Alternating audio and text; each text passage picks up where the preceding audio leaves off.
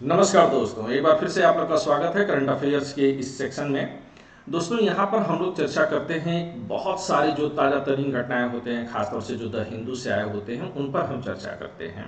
तो इसी क्रम को जो है हम आज फिर से आगे बढ़ाते हैं बहुत साधारण तरीके से उत्तर प्रदेश के संदर्भ में, चूंकि उत्तर प्रदेश चुनावी माहौल में है।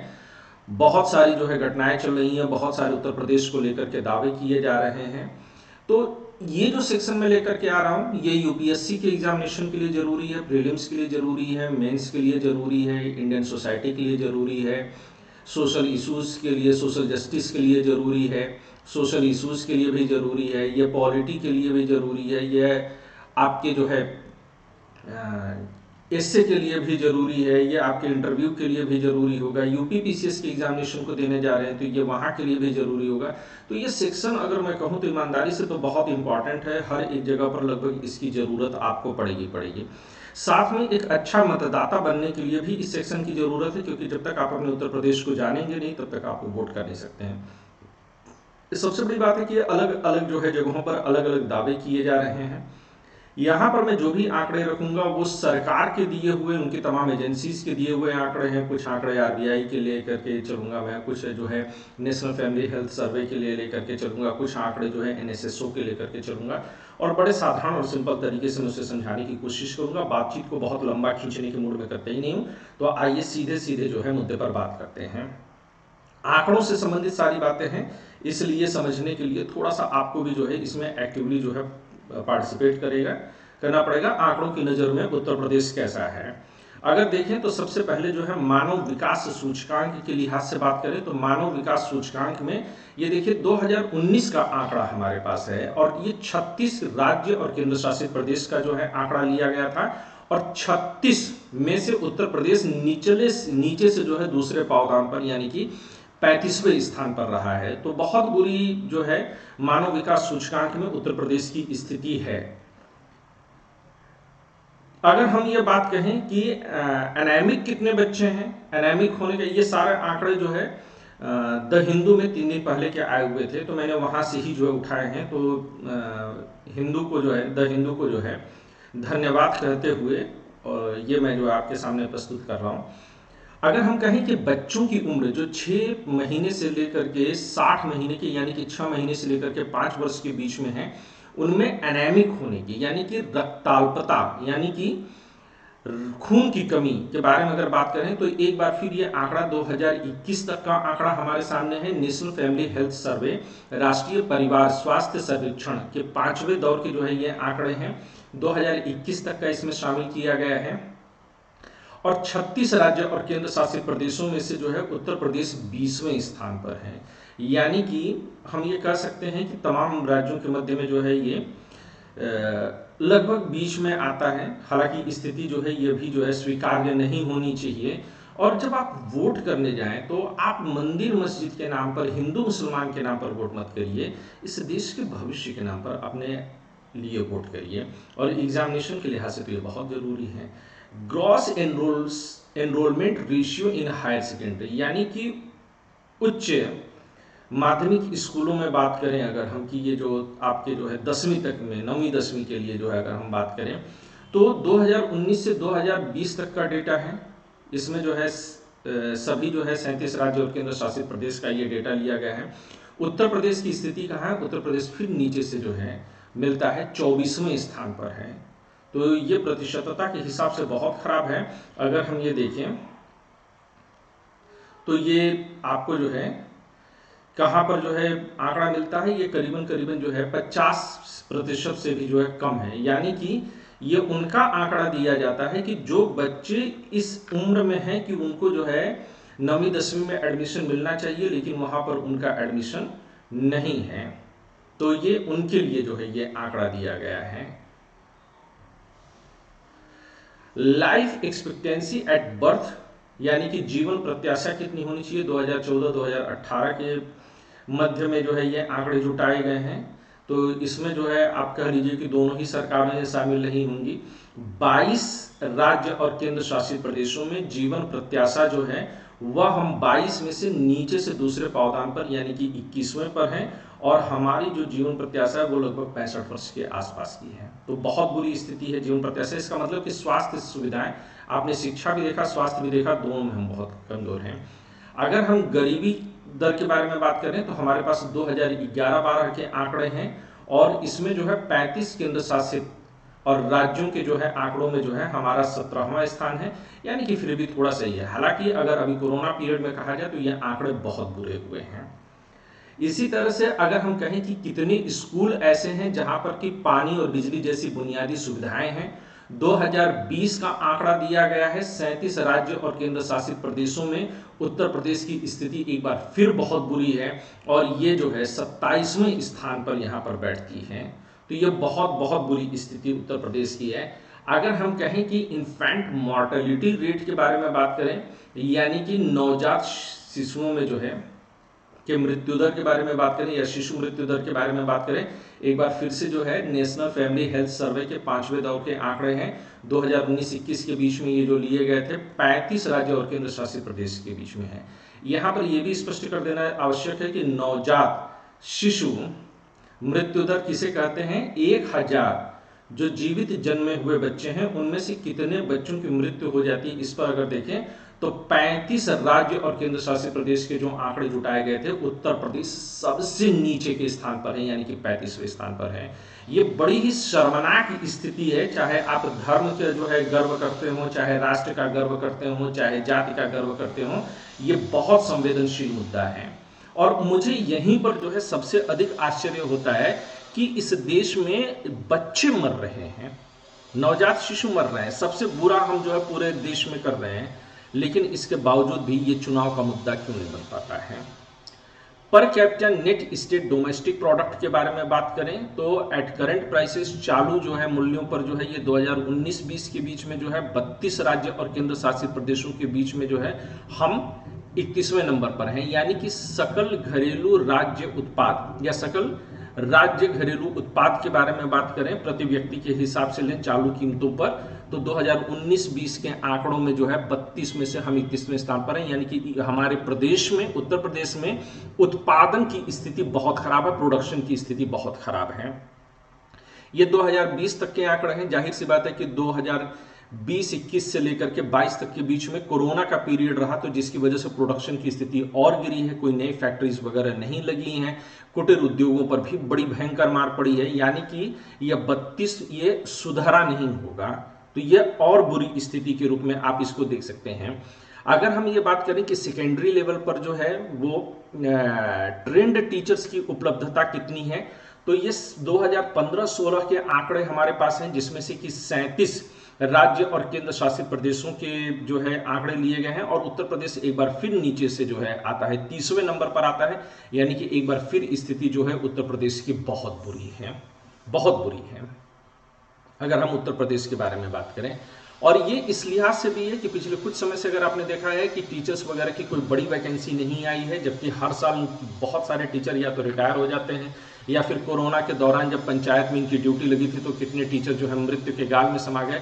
बहुत बड़े पैमाने पर जो है बीएड बीटीसी करके जो है लोग बैठे हुए हैं, वो ट्रेंड हैं, वो हर तरह से योग्य हैं, लेकिन वैकेंसीज नहीं निकल रही हैं। और इन्हीं वैकेंसीज के लिए जब हमारे उत्तर प्रदेश के बच्चे बात करते हैं, पूरे देश की ये स्थिति है, तो उनके ऊपर लाठी चार्ज होता है, और ये तक कहा जाता है कि ये पिछले जन्म का पाप भुगत रहे होंगे। शर्मनाक स्थिति है। सरकारों को, किसी भी सरकार को लाठी चार्ज करने का तो कोई हक नहीं बनता था। ये बहुत बहुत गलत हुआ है, बहुत शर्मनाक है। किसान आंदोलन करे तो किसान को जो है आप खालिस्तानी बता दीजिए, नौजवान जो है अगर जो है आंदोलन करे तो उसे आप पापी बता दीजिए। ये बहुत बुरी स्थिति है, और लोकतंत्र में ये कतई स्वीकार्य नहीं होगा। People served by one government allopathic doctor, 2019-20 का आंकड़ा है। 35 जो है राज्य और केंद्र शासित प्रदेशों में। इसके कहने का मतलब ये है कि अगर हम देखें तो अंग्रेजी दवाओं के जो डॉक्टर होते हैं, यानी कि एलोपैथिक डॉक्टर, और जनता के बीच का क्या अनुपात है, तो यह अनुपात अगर हम देखते हैं तो ये उत्तर प्रदेश जो है 35 राज्य और केंद्र शासित प्रदेशों का जो आंकड़ा लिया गया है उसमें नीचे से तीसरे कदम पर है, यानी कि 32वें स्थान पर है। एक बार फिर स्वास्थ्य सेवाओं को ये चुनौती दे रही है। और उत्तर प्रदेश में तकरीबन जो है 20,000 की जनसंख्या पर एक अंग्रेजी का जो है डॉक्टर जो है उपलब्ध है। आप सोच सकते हैं, और ये भी इस बारे में आप ये भी अंदाजा रखिएगा कि ज्यादातर जो अंग्रेजी डॉक्टर हैं वह बड़े शहरों में या जो है अर्बन एरिया में, नगरीय क्षेत्र में सीमित हैं। ग्रामीण अगर जो है उत्तर प्रदेश की, चूंकि उत्तर प्रदेश की बड़ी आबादी ग्रामीण की है, तो आप समझ सकते हैं कि ये स्थिति और कितनी बुरी होगी। और ये पिछले 20-25 सालों में उत्तर प्रदेश में स्वास्थ्य और शिक्षा की स्थिति बिगड़ती ही चली गई है। तो इस पर जो है सरकारों को ध्यान देना चाहिए। मुझे नहीं लगता है कि वर्तमान समय में डॉक्टरों की कोई बड़ी वैकेंसी निकाली गई होगी। अगर नंबर ऑफ मोबाइल कनेक्शन पर 100 पीपल देखा जाए, ये जो है डिजिटल डिवाइड या डिजिटल विभाजन के लिए भी आप लोगों के लिए जो है काफ़ी अच्छा मुद्दा मिलेगा। इंडियन सोसाइटी जो आपकी भारतीय समाज वाला जो हिस्सा है उसमें निबंध में वहाँ पर ये बहुत काम करेगा। 37 राज्य और केंद्र यानी कि सारे जो है भारत का जो है आंकड़ा इसमें मौजूद है। 2019 का ये आंकड़ा लिया गया है और 2019 तक उत्तर प्रदेश में 100 लोगों में जो है ये अगर हम देखें तो 33वें नंबर पर है, यानी कि डिजिटलीकरण जो उत्तर प्रदेश का है वो बहुत कम हुआ है। तो नए समय के साथ जो है चल पाने में जो है हम अक्षम हुए हैं। 33 को अगर हम बात करते हैं तो फिर हमारी जो है स्थिति कहाँ पर पहुंच जाती है कि ये करीबन देखिए, अगर हम यहाँ पर देखें तो ये 40 है, ये 60 है, ये 80 है, ये 100 है। तो ये अगर आप देखिएगा तो करीबन 60 से कुछ ऊपर होगा, 62-64 के बीच में होगा। ये भी तब है कि ज्यादातर लोगों के पास जो मोबाइल होते हैं वो ड्वेल सिम के होते हैं, तो उनके पास 2-2 कनेक्शन हैं। तो वो आप जो है कुछ लोग के पास 3 भी हो सकता है, कुछ लोग के 4 भी हो सकता है। तो अगर आप वास्तव में नंबर डिवाइड कर दीजिए तो चूंकि कुल मोबाइल कनेक्शन जो बटे हैं उसके आधार पर ये लिया गया है। बहुत सारी कंपनीज वगैरह होंगी जिन्होंने कि अपने लिए जो है कई नंबर ले रखे होंगे।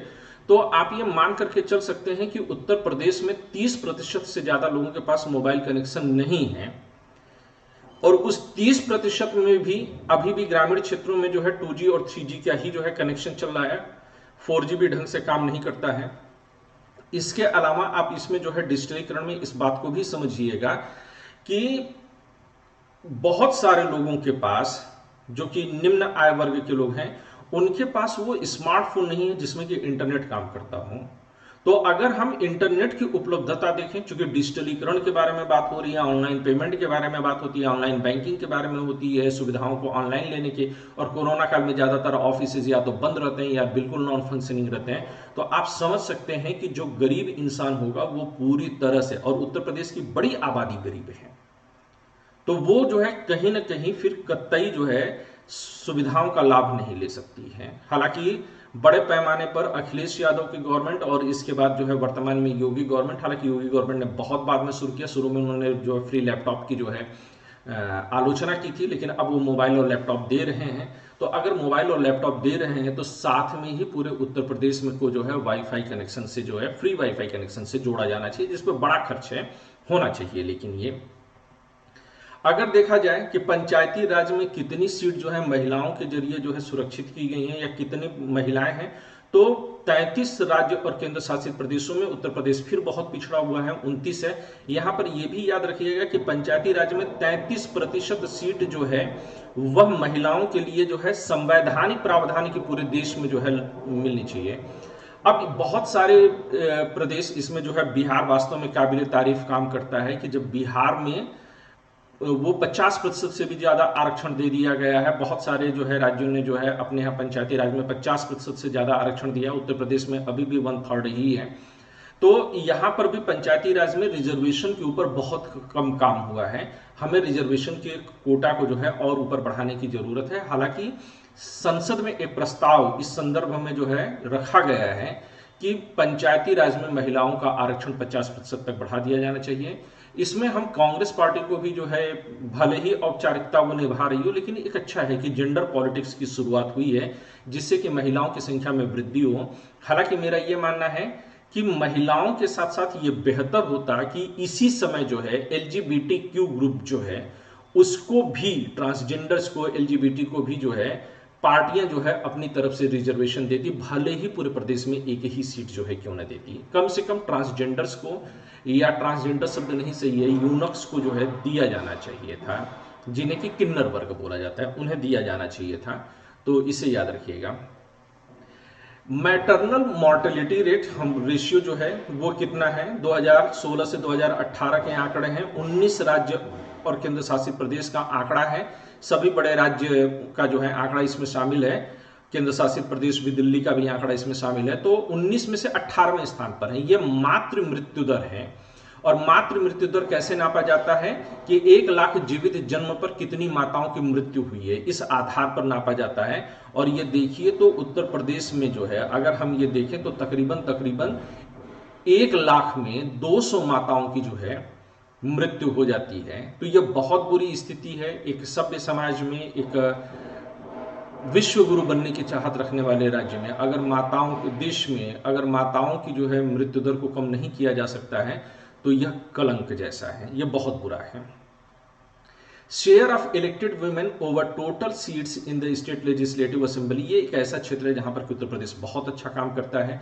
यानी कि राज्य विधानसभा में कितनी महिलाएं हैं, अगर इसको देखें तो 32 राज्यों का जो और केंद्र शासित प्रदेश का जो आंकड़ा हमारे सामने है 2019 का, उसमें उत्तर प्रदेश 8वें स्थान पर है। उत्तर प्रदेश कि जनता इसके लिए विशेष तौर से बधाई की पात्र है कि उन्होंने जो है ज़्यादा महिलाओं को चुना है। तो आज के लिए बस इतना ही। आपको वीडियो कैसा लगा ये जरूर बताइएगा। अगर अब तक आपने जो है सब्सक्राइब नहीं किया हुआ है आईएएस मार्गदर्शक चैनल को तो सब्सक्राइब करिए। हमारे आईएएस मार्गदर्शक चैनल पर हम लोगों ने पॉलिटी पूरी तरह से जो है समाप्त की है। बहुत डिटेल्ड पॉलिटी है। अगर आप देखेंगे तो कहीं पर भी इतने डिटेल्ड नोट्स आपको नहीं मिलेंगे। बाइलिंगुअल हैं, हिंदी इंग्लिश दोनों के बच्चे कर सकते हैं। करीबन 80 वीडियो जो हैं उपलब्ध हैं, 80 से ज़्यादा 90 के करीबन वीडियो उपलब्ध हैं। PSIR ऑप्शनल हिंदी मीडियम में जो है लगातार क्लासेस चलती हैं, डेली चलती हैं। इसके अलावा फिलॉसफी, दर्शन शास्त्र, हिंदी और इंग्लिश दोनों में, पहले हिंदी में जो है डिक्टेट करता हूँ, फिर इंग्लिश में डिक्टेट करता हूँ। तो रोजाना इसकी भी क्लासेस चलती हैं, भारतीय दर्शन की चल रही हैं। और भी बहुत सारे विषयों पर हम लोग लगातार काम कर रहे हैं। इस समय जो है तुलनात्मक अध्ययन कर रहे हैं भारत के संविधान के साथ अन्य देशों के संविधान की, तो आप उसे भी लगातार देख सकते हैं। वो लगातार आप लोगों के लिए उपलब्ध हैं। आप ये भी बता सकते हैं कि अन्य किन विषयों पर काम करना है। बहुत जल्दी ही हम लोग जो है यूपीएससी के लिए जो है प्रीलिम्स कम मेंस के लिए एनसीईआरटी को भी लेकर के आ रहे हैं और ये अपने आप में अद्भुत कोर्स होगा। तो तब तक खुश रहिए, अपना ख्याल रखिए और सिस्टम के प्रति जो आपकी नाराजगी है उसको जिंदा रखिए। बजाय दूसरे की टांग खींचने के लिए सभी छात्रों से, नौजवानों से मेरी अपेक्षा है कि वो शांतिपूर्ण सत्याग्रह के मार्ग पर चलें। और नौकरियां देना सरकार के वश में नहीं होनी चाहिए, सरकार को विवश होना चाहिए। वो उनको करना ही करना है, क्योंकि इस देश में वस्तुतः जो है बहुत सारे पद खाली हैं। मैं एक बार फिर से उस बात की जो है कड़ी और घोर निंदा करता हूं जब बच्चों को उनके जो है लॉज से, उनके हॉस्टल से खींच करके मारा गया है। ये पूरी तरह से अंग्रेजी शासन की याद दिलाती है, घोर निंदा है। मैं अपने सभी छात्रों के साथ, इस देश के संविधान के साथ तब तक हूं जब तक कि यह आंदोलन शांतिपूर्ण और संवैधानिक रास्ते से चलता है। शुक्रिया दोस्तों।